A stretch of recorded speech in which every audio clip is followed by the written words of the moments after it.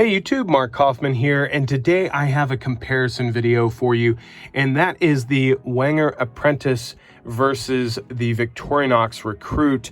Now, I have to be upfront with you, I have already modified my Recruit to remove the keychain bail, but that's a good way to start with the comparisons because the Wenger actually has that connection point hooked up to the back spring, whereas the Victorinox had that hooked up with a nickel silver liner.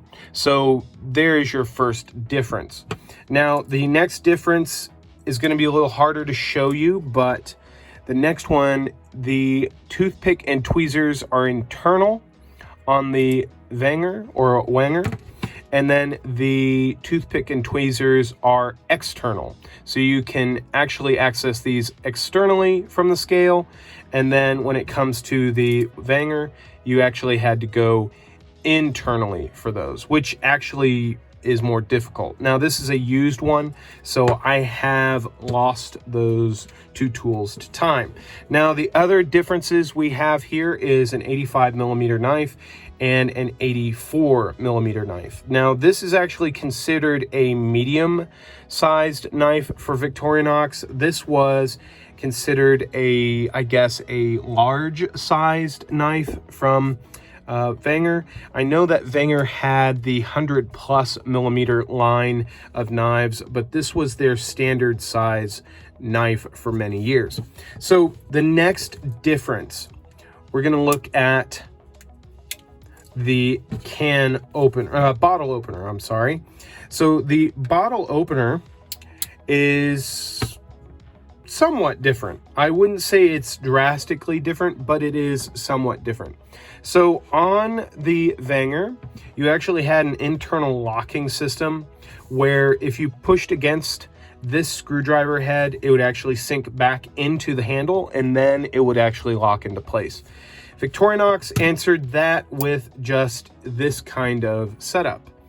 They actually gave a little notch in the back here, and that actually gives it a little bit of a lock when it is pulled back here. So it's a little harder to close. So there's your difference on the bottle opener. Now, when it comes to the size, you've got a more usable sized flathead here versus this here. And over here, you have a little bit of a difference in shape and thickness. So there is that. But when it comes to the wire stripper or wire bender, there's really no difference there. Now, on the Recruit, you have a small pen blade. Now on the Apprentice, you actually have a small nail file. So the nail file would probably follow into the, I think it is called either the Tourist or it's the Sportsman for Victorinox. But Victorinox actually doesn't have one of these 84mm knives with no back tools with the nail file, other than the and I just brain farted. So, but it's an ALOX model. It is the Cadet. There we go. So the Cadet is going to probably match up best with this knife in probably comparison, but I wanted to compare them because these do have the plus scales or the red scales. So you have the nail file, then you have a small pen blade. Personally, I like the nail file. The nail file is very useful. You can do a few other things with that versus the pen blade, but it also sacrifices a secondary cutting option.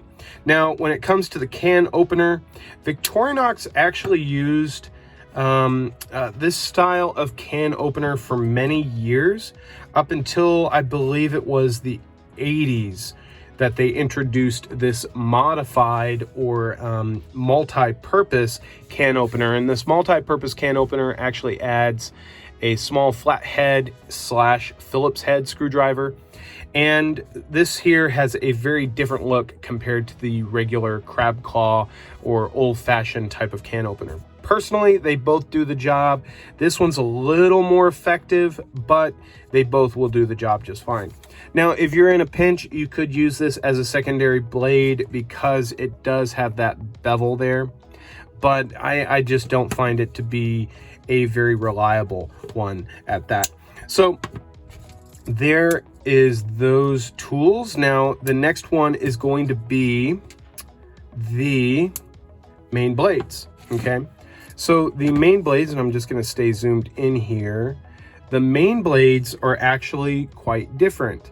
So on the Victorinox, you have a more straight angled blade, and the Wenger, you actually have a downward bellied shape blade. So when it comes to the Wenger, you're going to have more of a belly on it. You're going to probably have a more Camillus looking knife shape than a spear point blade or something like that. It's just going to have a little more character. Now, the next difference that you're going to see here is in the logos. So the logo on the Wenger knife is actually injection molded. You can see, I think I'm catching it, how that kind of separates from the red scale to the white, to the red, then to the white cross. And what that actually allows you to do is polish up the scales almost as much as you want without risking losing the logo. When it comes to the Victorinox, they have probably, give or take a few models, they've always had this applied cross logo. It used to be nickel silver, now it's in steel, but it's applied and it is slightly satin finished. So this here is actually going to probably wear down and maybe even fall out if you're very, very rough with the knife. But I will say these are very robust either way. Now, when it comes to the attachment points of the scales, the Victorinox actually hooks up to the pivots or the pins of the knife, whereas the Wenger, and I'm going to try and show this, in the older models, it actually hooked up to the scale, which ended up actually giving it a little bit of a weight relief, but here these actually connect to the pins as well. But I will say this sounds more hollow than the Victorinox. So there is another difference. But this is where the biggest difference comes into play for me. The spring tension on these two knives are pretty different. I would probably say that the Victorinox has about an 8 pull and the Wenger has maybe a 6 pull on the pull. And then on the close, I would probably say a 6 or a 6.5. But then on the close on the Victorinox, I have about a 7.5. So you've got maybe a stronger spring in the Victorinox. I have not seen cross sections of the construction versus each other, but I will say this, the Victorinox, I've always felt Victorinox has had better springs than the Wenger. So this is a quick comparison of the Recruit versus the Apprentice from Wenger, and the Apprentice is actually discontinued. Victorinox purchased Wenger a while back and they've discontinued that model. So in the effort of finding that, you would probably have to go to the secondary market. So that is my comparison of these two knives. If you guys liked it, let me know. And if you want me to compare a few different Victorinox and Wenger knives, let me know. And if you want to donate any Victorinox or Wenger knives for me to compare or review, let me know by emailing me or commenting. I'd love to take a look at a few different models. So till the next video, I will talk to you guys later. Bye-bye.